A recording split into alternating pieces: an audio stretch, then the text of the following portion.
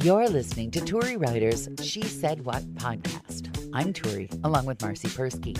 In this installment, while we will be discussing the intimate details of your intimate life, it's perfectly safe for any child to hear. They'll just have a lot of questions for you afterwards.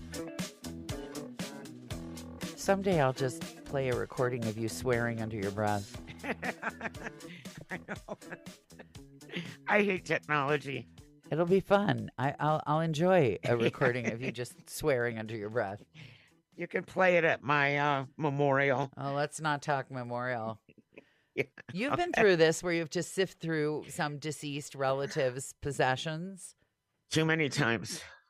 There are things you would rather not know about people. I have a girlfriend who keeps journals, and she designated a particular friend to burn everything after she dies.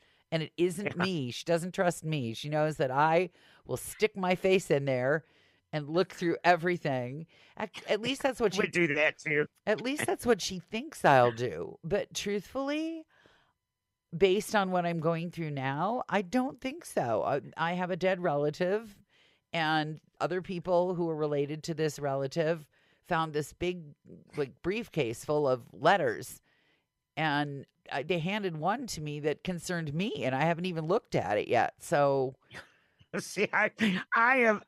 Hopefully, I'm not close to death. I just have a birthday. Of course but not. I have already gotten rid of anything that could be even slightly embarrassing, insulting, or hurt my feelings after I'm dead. So I don't have that to worry about. You're lucky. I have no journals.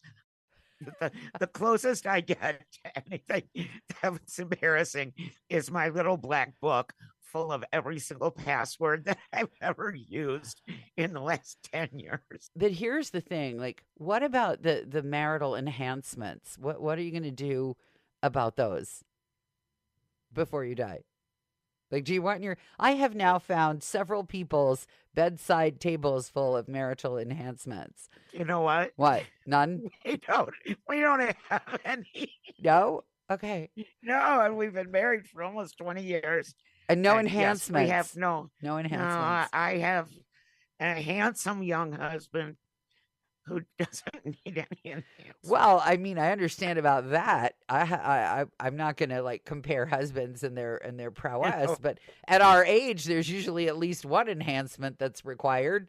I believe the phrase "dried out old crone" covers it. Yeah, I'm nothing. Not there yet. Lucky. Yeah. Lucky. Yeah. I'm telling you, when the dollar store started carrying certain things in a tube, I was like, "Woo, the money I'll save." I'm scared of a lot of stuff in the dollar store. If I did need something like that, it would not come from the dollar store. No, okay. Well, and then there was when I horrified my OB-GYN after I had the second kid, and he asked what we were doing for birth control, and I told him we had simply made some alterations in our enjoyment practices. Are we talking about this? Can you see how red my face is right now? It's hiding behind a microphone. And I mentioned that we'd made some alterations, and he speaking of red faces, he turned bright red, and he took a breath and he said, "Oh, that'll work." Well, we are just fine, thank you. So there's nothing naughty I won't worry. Anybody to find. I will not worry. Yeah, plus I doubt that we go at the same time. So we have each other's backs no matter what. So one of you can run to the closet and just take much. And here's the other thing. Have you ever in your life had to dispose of an enhancement? No. I had to dispose of an enhancement from a former relationship.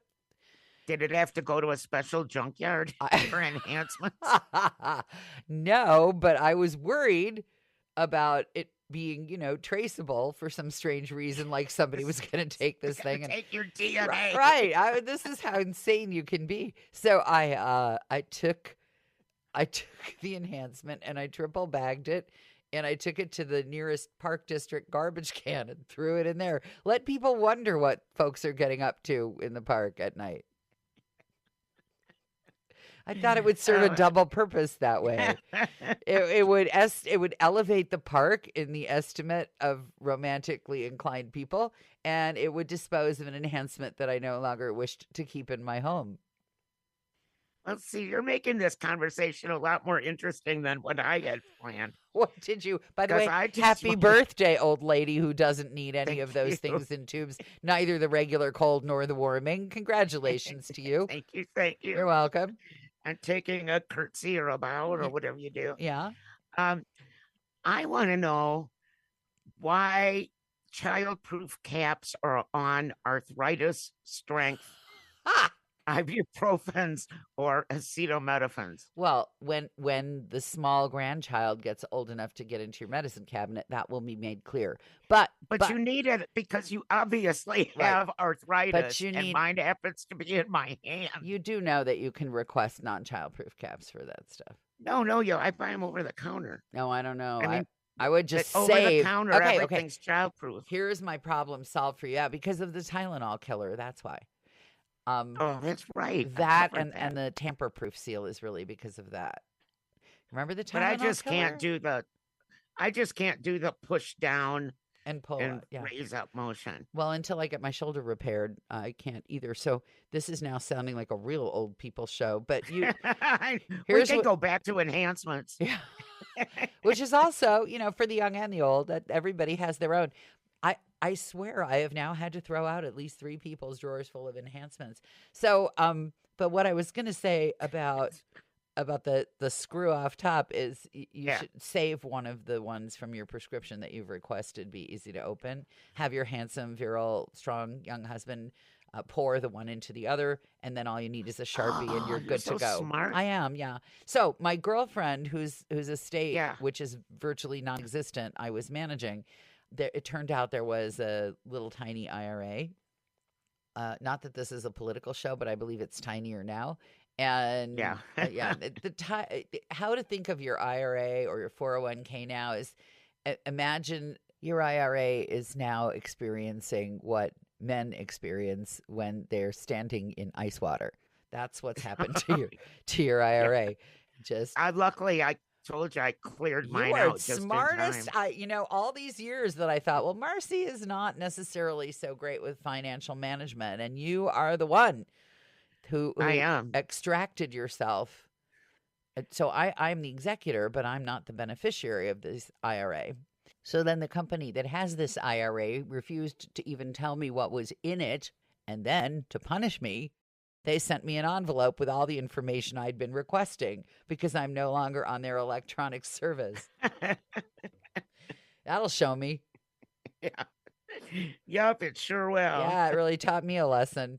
It's hilarious. Yeah, what happens every now and then. I was trying to help this ne'er-do-well godson that my friend had turned her back on because he was a ne'er-do-well. And his father is one of these people who tells you every other sentence that he went to Harvard. Oh, God. And I got a hold of him to try and help him get his kid the money. There's a workaround for this. I went to Harvard. I'm like, okay, I can't help you. No one can tell you anything. And I say this as a woman who dearly loves several people who went to Harvard. I don't think I have anybody in my circle that went to any fancy schools. Yeah. We're all like Central Michigan University and Western Michigan University. It's interesting because it occurs to me that nearly all my friends have gone to fancy schools, and I must be some kind of mascot for, look, you can have a friend who's a failure too. Look, you can have a friend who just went to some fly-by-night school and it won't wreck your IQ. I don't know. I don't remember a single thing I learned in college except how to party. Well, I really learned how to party. I did learn how to get better tips as a cocktail waitress, and it's not the way you'd think. Yeah, honestly, I have never used anything that I had to take a stupid remedial math class. I don't use remedial math. I loved going to school as an English major because you just get to read stuff. And if I felt like writing about it, I did. And if I didn't, I just had a good excuse. And that's the advantage of going to a mediocre. I had a double major in journalism and parks and recreation. And all we did in every single parks and recreation class was drink. We even they even taught us how to bartend. We went on like this weekend fishing expedition Yeah. up on the Pine River Yeah. and never took the canoes off the trailer. I mean, that's what this class was. Maybe I should have done that. It was very helpful in my life. And the journalism classes, I just never went. But you ended up as a journalist. How does that happen? Because my ADD is so bad that I have to write everything down. Otherwise, I don't remember anything. So I'm a really good note taker. And I've always been a writer since I was a little kid. So the most useful tool I ever had in my life was the UPI style book. You realize that this has been perhaps our most helpful podcast because we have covered wills and estates, marital marital aid support, right? Enhancement support, counseling, college and career counseling. I don't really see how we could help people more than we have in the last 12 minutes or so. I just think that this is a gift to the world that we've just given everyone, and I'm looking forward to the feedback that we're doubtless gonna get. I have one more gift for the world. Oh, okay. I have more advice. Oh, good. If you're spraying sour stuff on things that you don't want your dog to chew on. Yes. Jerry's 8 months old. Jerry Dingus Garcia. Jerry Dingus Garcia. The puppy. He's this 8-month-old giant puppy mutt. And overall, I think he's very good. Don't ask my husband. He doesn't. But when you leave him alone too long, like while we're recording this podcast, he chews things.